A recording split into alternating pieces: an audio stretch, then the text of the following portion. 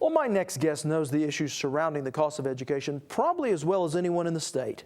As the former president of Oklahoma State University, Jim Halligan has approached the issue as an academic and now as the Education Appropriations Chair for the State Senate. Earlier, Senator Halligan joined me here in the studio. Well, Senator, when you look at the national picture, we've seen the cost of college almost quadruple since 1982. And even here in Oklahoma, we've seen the cost of tuition and fees almost double in the past decade. Why is that? Well, it's just a natural, there's a national market. In other words, Oklahoma State University, University of Oklahoma, all of our universities are in competition for quality faculty, quality teachers. But you have to remember now in Oklahoma, we have Oklahoma Promise. Oklahoma Promise basically says if your income is less than $50,000, you've taken the right courses in while you're in high school, then you can come to a university in Oklahoma tuition free. So for those who are below the median in terms of economic income in Oklahoma, the cost of coming to a university is very, very reasonable. Now, you have to realize that we need to make certain that we can keep quality universities. If we want economic development and good jobs, during the last legislative session, we had someone come and talk about the needs in aerospace. We desperately need aerospace engineers. We desperately need engineers, period. If you look at all the expansion going on in Oklahoma City, we need more college graduates in Oklahoma. In order to do that, we have to have quality universities because we need to attract and retain the best faculty and very good students. Parents want to send their students to a good university. But you have to remember, Oklahoma's been very generous to those of limited economic means. They can attend a university at a very reasonable rate. And if you still look at our charges at Oklahoma State or the University of Oklahoma, we're at the bottom of the Big 12. Always we are at the bottom of the Big 12. And if you look and see, we're out raising money. All the institutions are out trying to raise money. OSU has a $1 billion campaign underway. OU already has $1 billion in their endowment. There's lots of scholarships. But the other thing I'd say is one of the great things to happen while you're in college is to have to work. Okay. It really contributes to your education when you realize how difficult it is to get the money you need in life. I have a granddaughter who's attending OSU. I'm encouraging her to get a job. Waiting tables, I think, would be very instructive for her. It'll make her more serious when she's studying her calculus.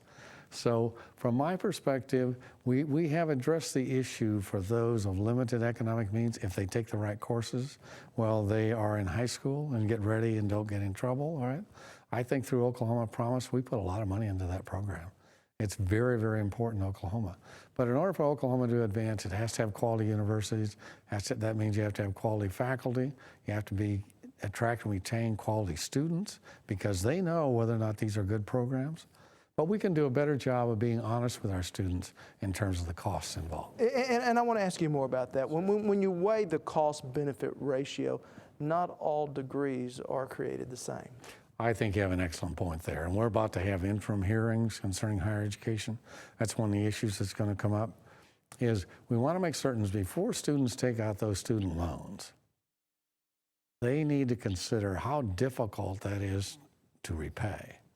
So if they are in a discipline that there's very little market for once they graduate with those skills, they should at least realize that. They should have to look that right in the eye and say, I understand when I take out this loan, it's going to be very difficult to repay.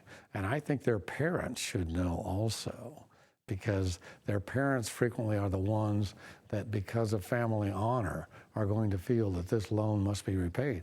And as you know, you can't avoid student loans by bankruptcy.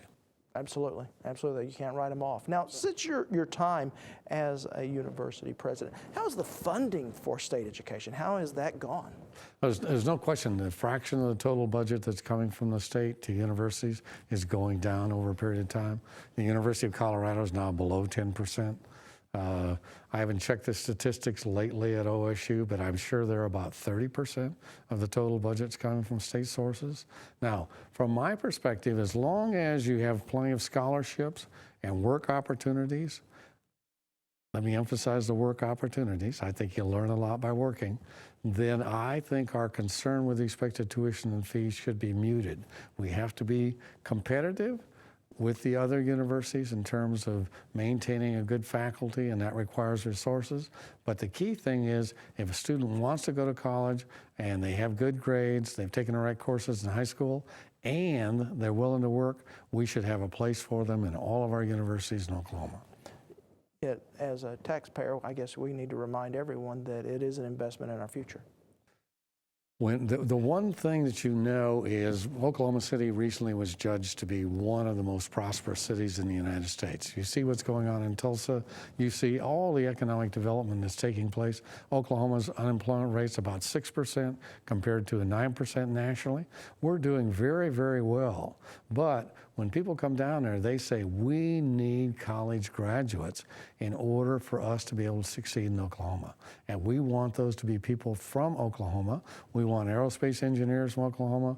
We want accountants. We want all kinds of graduates, marketing, et cetera, for Oklahoma.